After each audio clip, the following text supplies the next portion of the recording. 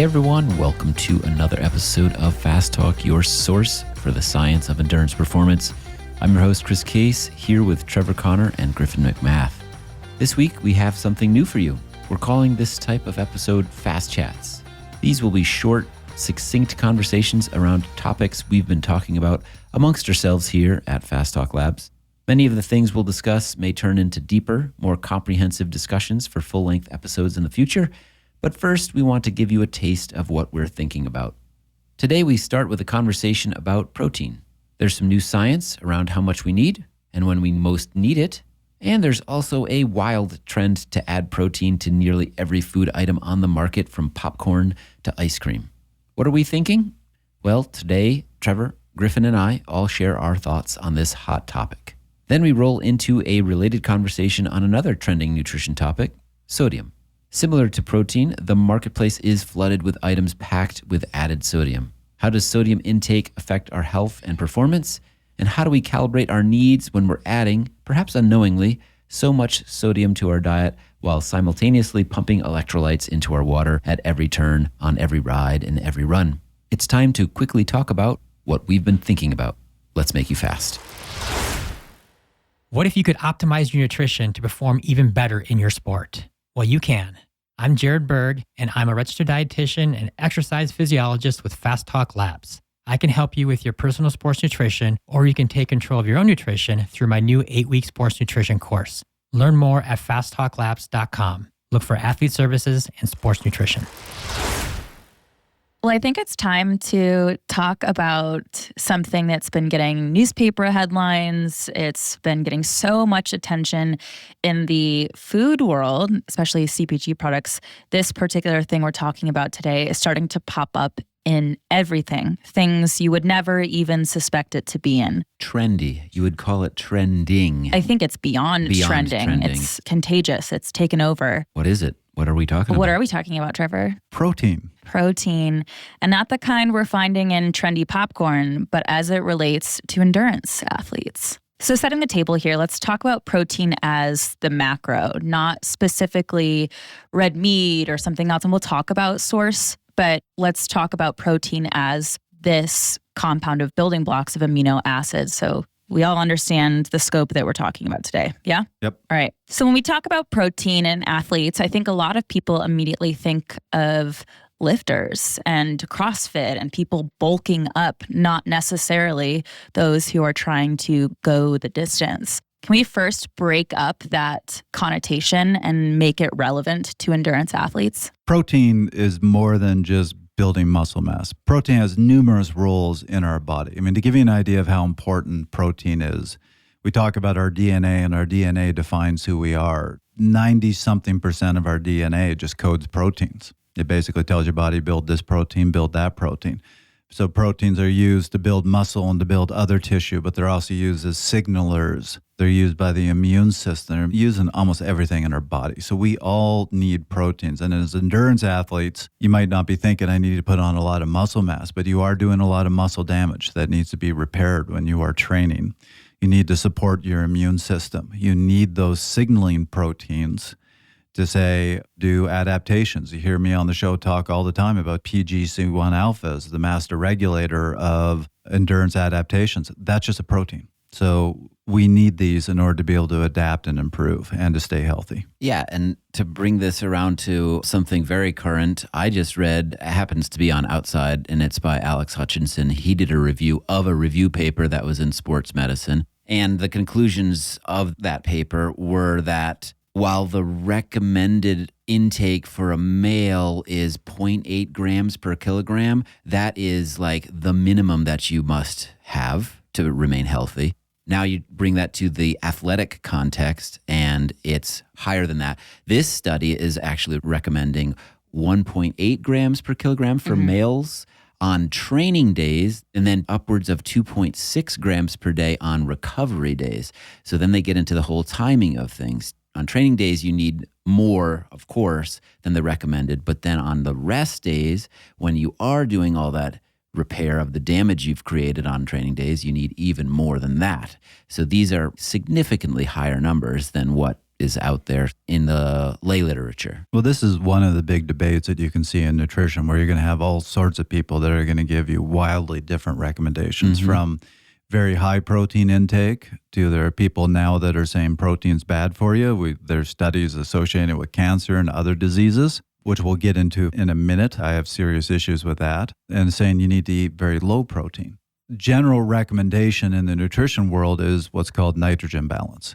So when you break down amino acids, there's nitrogen bound to every amino acid. It's part of the definition of an amino acid. We need to get rid of that nitrogen. So basically you want nitrogen in, nitrogen out. You want that in balance. But what you're hearing in the sports world is that's actually not adequate for our needs for both, as you said, for training and repair. So you need to be above nitrogen balance. I've read a bunch of studies that pointed out that when you're in nitrogen balance, proteins are going to be used for tissue repair, but amino acids have a lot of important signaling roles. And if you just eat nitrogen balance, a lot of those signaling roles aren't served. So there are people out there in the nutrition world outside of sports who are saying actually eating to nitrogen balance is not right. We actually need to eat above it. I think going back to the RDA of 0.8, that's for people who are sedentary. That's just to exist at baseline function. And so I wish it was more common knowledge to look at those numbers and go, okay, this is what I need to exist. This is what I need to wake up tomorrow morning. Right. And then anything after that, we have to reevaluate. And for the situation with endurance athletes, you're talking about 1.8, right? And looking at, regardless of sex here, ranges of 1.6 to 2.2 even, right? And what's appropriate for that individual, but also timing. I really appreciate that you brought that point up and understanding. I know a lot of people who lift specifically are told to consume a large amount of protein within 30 minutes after a workout. One thing I do want to bring up when you're talking about 1.8 and over 2, we do need to be careful. Our body's only able to excrete so much nitrogen in a day. And it's right around 2 to 2.2 where you hit that point. You eat protein above that, you start going into what's called rapid starvation, which can kill people. Yep. It's basically a nitrogen poisoning, so you got to be careful about consuming too much. But I do remember seeing studies about this because you see weightlifters trying to get these huge, the huge mega protein shakes, whatever they're called, right after weightlifting. They showed, yes, consuming amino acids, consuming protein right after lifting does promote or help the tissue repair and hypertrophy, but it doesn't take much. It's been a while since I've read these studies, but I remember it being around 8 to 10 grams of protein. Basically, in the study that I read, they said about half a cup of yogurt. Yeah. And is it a myth about you have to have it 30 minutes afterwards or it doesn't really help? I mean, isn't having it right next after meal does promote anabolism. So yes, having it pretty soon within that 30 minutes does help. That's been shown. I think talking about the nitrogen perspective, and I'm so grateful that you brought up hey, at this point, it could be like poisoning your body. With this trend of protein taking over, people need to be really, especially athletes who are already intentionally consuming protein, making sure that everything else they're eating doesn't have all this added protein in it. The popcorn, the ice cream, the pasta sauces, look at this, you have 100 grams. We have to be really careful now in looking at what we're eating. Does that speak to the question of the source of the proteins? There's good sources, there's bad sources. What is the protein that's being injected into the popcorn? So I am really glad you brought this up because this is the big one for me. I don't like talking about foods, simplifying them down to proteins, carbohydrates, and fats. Right. That you really do need to look at the sources. There is what's called protein quality. We have a certain number of essential amino acids and we need them in a particular ratio. And so foods are ranked in terms of how much a food contains all of the essential amino acids and whether it has them in the right ratios. So the closer it is to the right ratios, the higher the quality. And you can find all sorts of apps that will show you that different quality. But I think it goes beyond that. I'll first use a ridiculous example that everybody would understand is, again, we lump all foods into carbohydrates, and you have people saying, well, plant-based carbohydrates are good for you. Well, broccoli is a plant-based carbohydrate. I agree with you. Broccoli is good for you. Candy is a plant-based carbohydrate. It's not good for you. So we have to be careful about just going, well, plant-based carbohydrates are good for you or not good for you, because what's the actual food. And it's Right. the same thing with protein. And this is why I think a lot of the research gets confusing, because people go, well, protein's good for you, or protein's bad for you, a certain amount of protein. What's the source? Yeah. Going to a fast food restaurant and buying a really crappy burger, that's protein.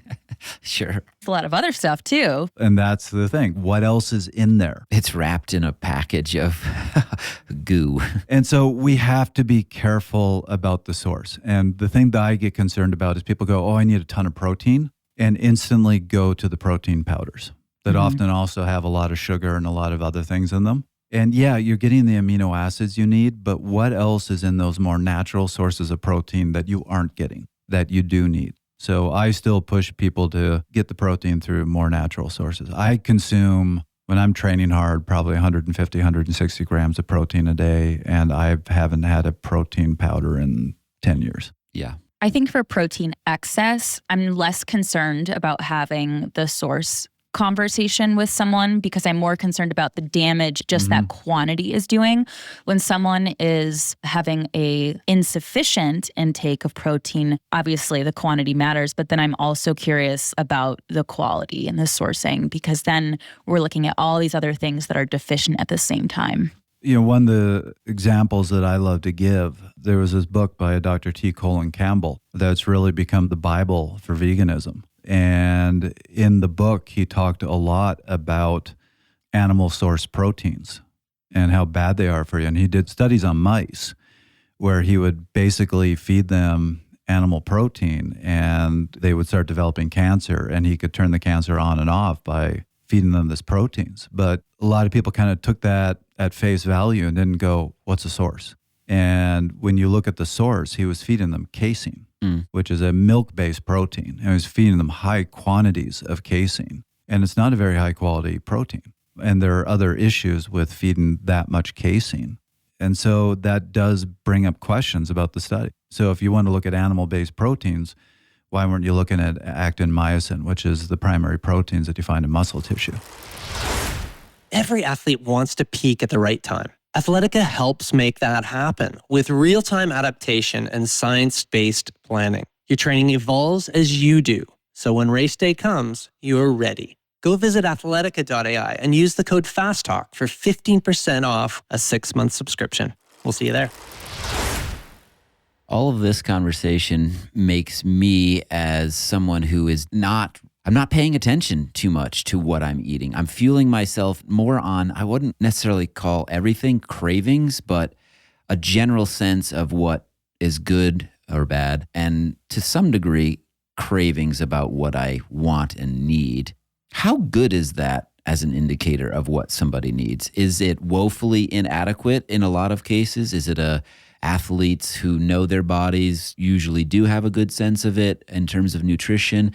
Do you just take it on a case-by-case basis if you were making recommendations or working with somebody as a nutritionist, or what? I think this is a great question, and I really appreciate you having pause about using the word cravings. Sure. Because what I would use that as an umbrella term are likely physiological signals your body is telling you, and then psychological patterns of how you refuel your relationship with food. Now, there are a variety of different experiences that can lead up to someone understanding a signal from their body or some type of thought, like a mental pattern that would initiate eating something.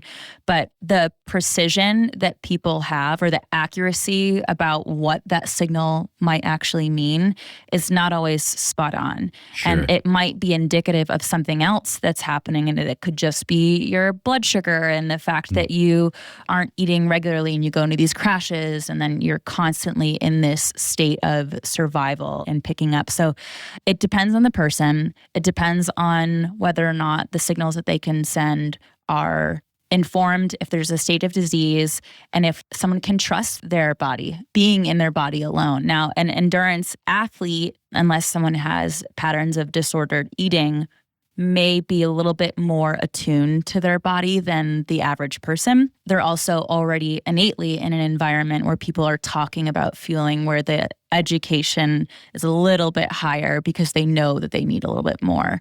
So I think it's important to understand that this isn't necessarily a craving, but it's a signal from our body that we're in deficit of some sort. Now, if it's someone who has a uterus and different hormones there who might be experiencing certain types of hunger, it could be a cue to other types of nutrients that are in deficiency. So it depends, but calling it a craving might be inaccurate for a variety of reasons. What about the fact that endurance athletes generally eat more than the average person because they're training more and they just have hunger more often? We need to. Our bodies have more needs. Yeah. We're burning more calories. So if you want to stay in caloric balance, you have to eat more. And there is a lot of damage that's being done. So your body needs those things to be replaced. I'm going to say this a little simpler, which is I have always believed that hunger is not an on-off switch.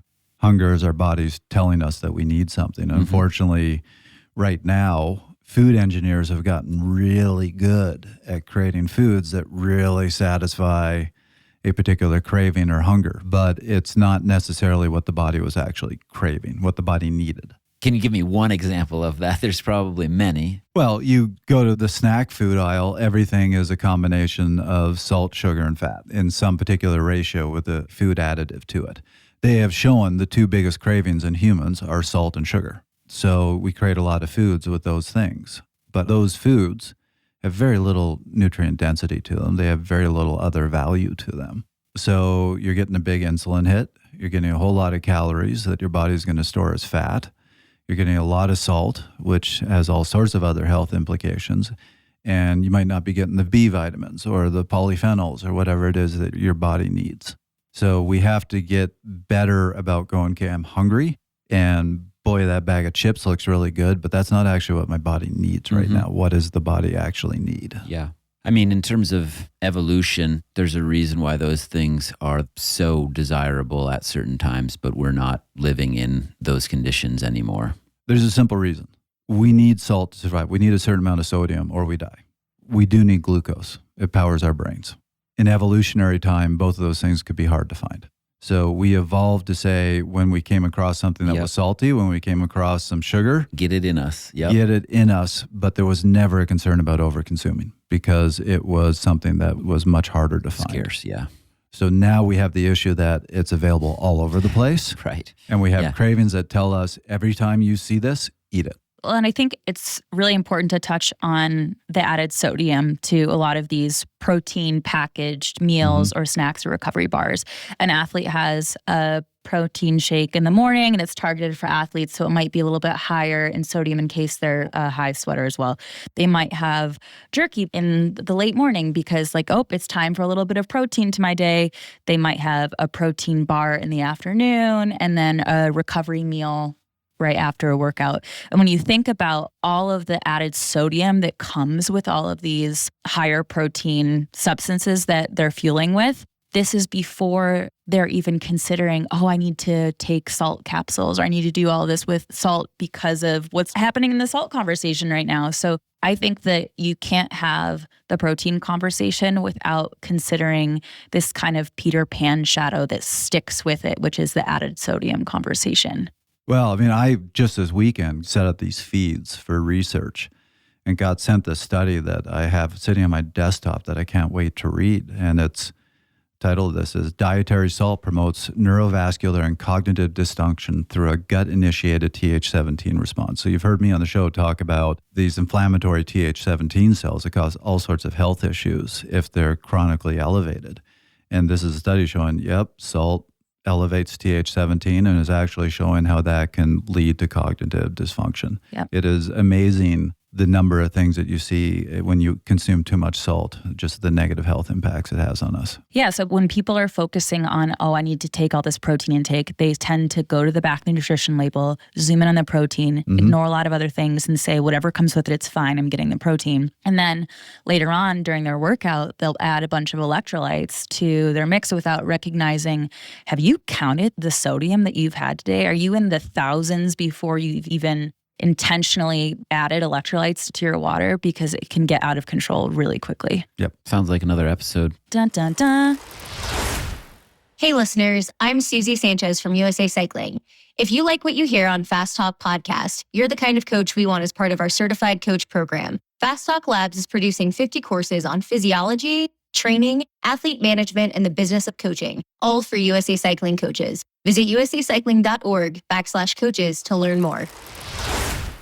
Let's get salty. Ooh, Oh, you had to start that way, didn't you? It was right there. you started it, so why don't you continue being salty? If that's a challenge, you challenge the right young woman. Yes, go for it. So one of the hot topics that is definitely circulating the endurance world is sodium, and this desire that we need to constantly be adding electrolytes to our water, that we need to be watching our mineral intake, that we need to be considerate of our sweat output and what difference does that have. So can we talk a little bit about what's the conversation that's happening right now, and then what does the latest science actually say? This is an interesting one because there is a trend right now saying that we need more salt, despite the fact that for how long doctors have been saying we consume too much salt. We need to get our salt consumption down.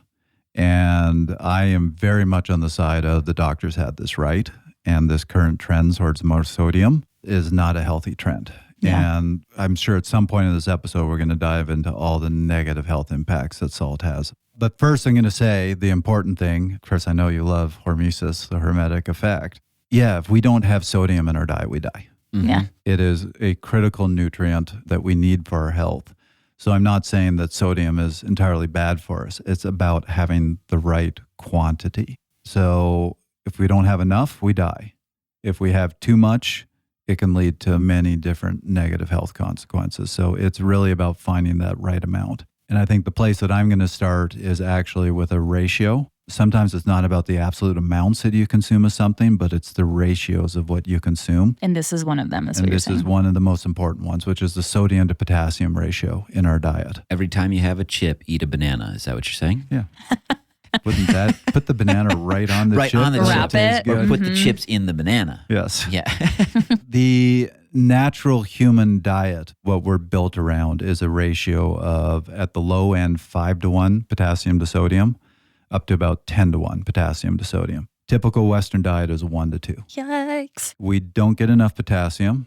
We get way too much sodium. And to give you an idea here, when you get too much sodium and not enough potassium, that actually acidifies your blood, so it's highly acidic. Very short explanation is because we need potassium to get sodium out of our cells. If we don't have sufficient potassium, then sodium is pumped out of our cells with hydrogen ions, which is basically acid. And when you acidify your blood like that, your body starts leaching calcium from your bones to get the pH back up. And that is one of the major causes of osteoporosis. And so there's a lot of research now showing with osteoporotic women, you put them on a potassium supplement, they start regrowing bone tissue. You know, there are so many other things that athletes might be counting throughout the day and prioritizing. When it comes to sodium, I feel like I see a lot of athletes look at that for when they're intentionally trying to bring in like electrolyte powders.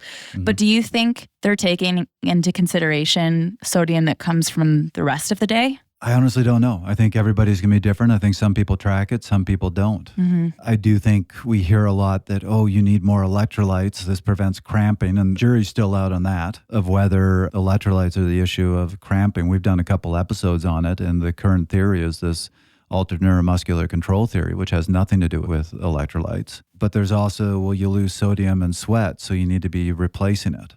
And there's just been this trend towards you can't get enough sodium. I'm now hearing like there's this one sports drink mix that I think is 800 milligrams of sodium per serving. I mean, just carry a salt lick with you at that point. Seriously. And look, we have a huge craving for salt. So everybody wants to hear, yeah, eat a lot of salt. I will also tell you in the science community, there was some studies that came out in 2016 that showed a U-shaped relationship of salt and heart disease and all-cause mortality. Meaning people on a very high salt diet had higher rates of heart disease, but people on a lower salt diet also had high rates of heart disease. And they saw the low point in that curve was up around 4,000 milligrams of sodium, which is well above the RDA. So there was this push in a lot of the nutrition world of, oh, we've got it wrong. We need to eat more sodium. There was a serious issue with those studies. They were using, I believe, the NHANES data. So this is a big collection of data and looking at what people ate and looking at development of chronic disease over, I think it was a 20-year period, so over a long period. They didn't control for people that had already been diagnosed with heart disease.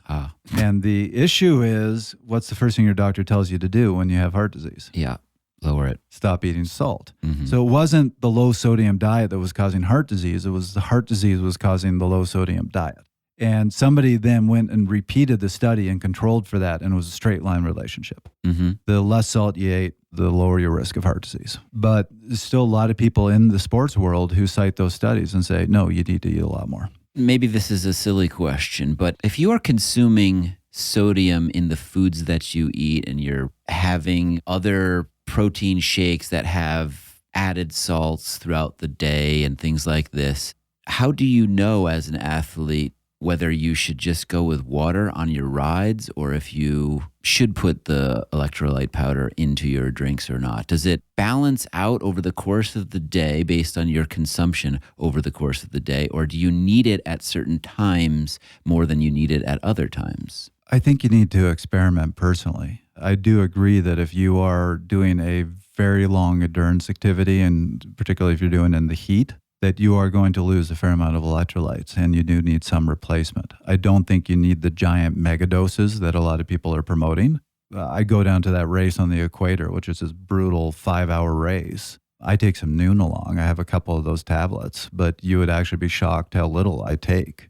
It's not the mega doses that a lot of people think, and I get through the race just fine. And, it's an N of 1. That might just be me. I think that's so important to consider too, because so many people when they're looking to purchase electrolyte powders, they just look for the one that has the most without recognizing that might only be appropriate for those very long endurance events, for really high heat workouts. So purchasing some of those electrolyte packets that have lower doses actually might be appropriate. But I think now about how often when I go to have a workout, do I ever at this point take just water? And I don't know if I do, because I think we have this concept so drilled into our brains that you need electrolytes, you need this, that I don't know how often I just have flat out water anymore. I just ran my first ultra, 50K. Congrats. Thank you.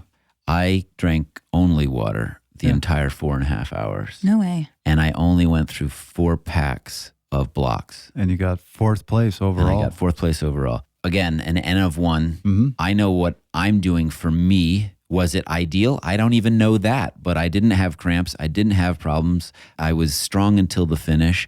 So that's the tricky part here, is everybody's different. What's your sweat output like? I didn't sweat. Yeah. I mean, I did, of course, but I don't sweat. Trevor can tell you. Wait, that's an important thing to note, though, because that's So- part of the recommendations. Yeah. There is the recommendation of replace what you lose.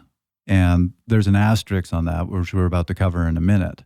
But I do think that's a good policy. If you're somebody who sweats a lot and you're losing a lot of salt, you need to be replacing that. And certainly not saying just drink water. There was issues with hyponatremia where you had people that were sweating out a lot of salt, were just replacing water. And unfortunately, people died of this. Yeah. So yes, I am not at all saying don't replace the electrolytes. You should be trying to replace, but it can be hard to measure how much are you losing. The only thing that I'm suggesting here is be careful about this idea that we can't get enough sodium and that you should be doing these mega doses, because I think that has a lot of negative health consequences and doesn't help performance. What about the pre-hydration mixes that you overconsume in large quantities prior to an endurance event of some kind to preemptively store? When I used to go down to Tobago, I had one of those pre-hydration, high sodium drink mixes. I would use it there. Again, I would be careful about every time you're going out for a training ride, taking that. Absolutely, yeah. It's one of those, I think that is something to use in an extreme situation. You're at an important race. It's 100 degrees out. Yeah, I would think about it. Yeah. It's a training ride. It's 73 degrees out. Yeah, not necessary. It is not necessary. For vast majority of anybody, yeah. But the thing for people to be aware of is, the number of studies of the different effects that salt has on your health are actually getting extraordinary. Yeah, I have a study that was just sent to me. I'm just going to read the title to you. It's Dietary Salt Promotes Neurovascular and Cognitive Dysfunction Through a Gut-Initiated Th17 Response. We know that salt elevates Th17. Th17 is a very inflammatory T cell, and chronically elevated Th17 precedes all autoimmune diseases.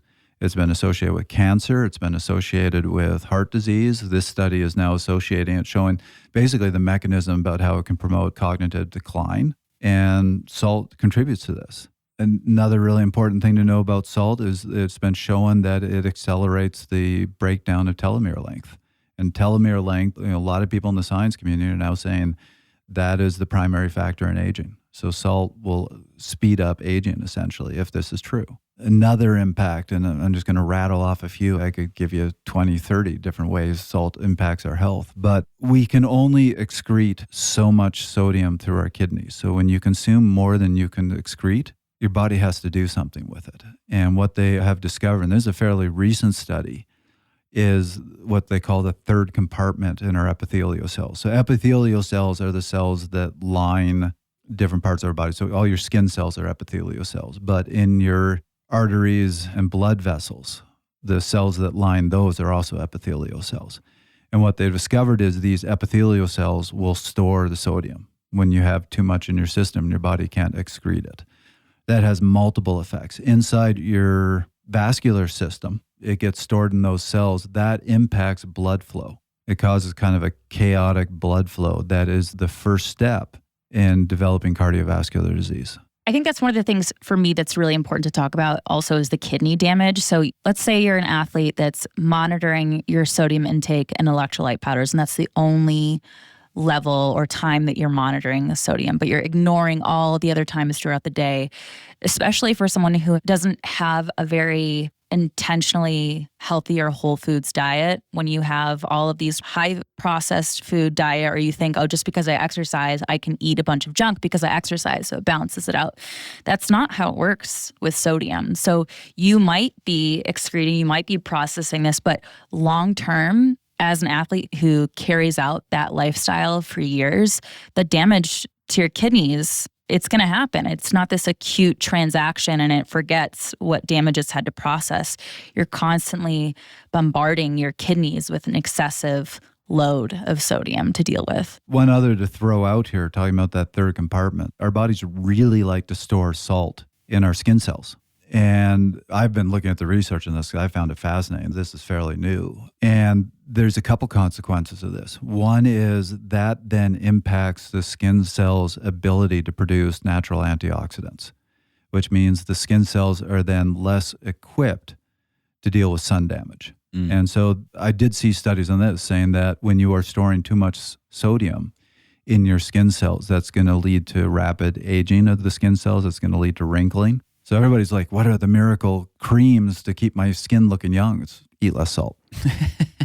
Beauty tips by Trevor Connor. I was about to say, cover of Vogue, Trevor Connor. Yep. It's simple. It's easy. But the whole thing about replacing, here's the question I have. And it's an honest question because I don't think the study's been done yet. But they will look at people's sweat, how much salt is in your sweat, and then say that's what you need to be replacing. So you have people that are called these heavy sweaters that are getting rid of a lot of salt in their sweat. Does that mean that they are getting rid of the sodium that's in their blood, like the essential sodium? Or are these people that actually consume a lot of salt in their diet? And so a lot of sodium is being stored in their skin cells, and that's what's being excreted. And this is actually a good thing, and you shouldn't be trying to replace all of it. Yeah. That was going to be my next question is those people where if you're a cyclist and you ride up behind them and their jersey is white because it's coated in salt, does that mean that they've had too much in their diet, or is that just the way they're built, you know? And this is a really important question. I looked for studies on this. I couldn't find one. So it is truly a question, and I hope that research gets done because it is really important research, because what that means is if those people are going to get in the sweat analysis and be told, oh, you have a lot of salt in your sweat, you need to be replacing this much, they're getting bad advice. Yeah. Well, and how do they know to make sure we're really tracking the independent variable? What did you have while you were exercising? I'll never forget the first time I was at the end of a marathon finish line and watching these people cross over and thinking, what are on all of these people's faces? Like thinking they got sprayed with something by the end. And really, it's just a coating of salt. It was wild. Yeah. I'll never forget. That was another episode of Fast Talk. The thoughts and opinions expressed on Fast Talk are those of the individual. Subscribe to Fast Talk wherever you prefer to find your favorite podcasts, and be sure to leave us a rating and a review. As always, we love your feedback. Join the conversation at forums.fasttalklabs.com or learn from our experts at fasttalklabs.com. For Trevor Connor and Griffin McMath, I'm Chris Case. Thanks for listening.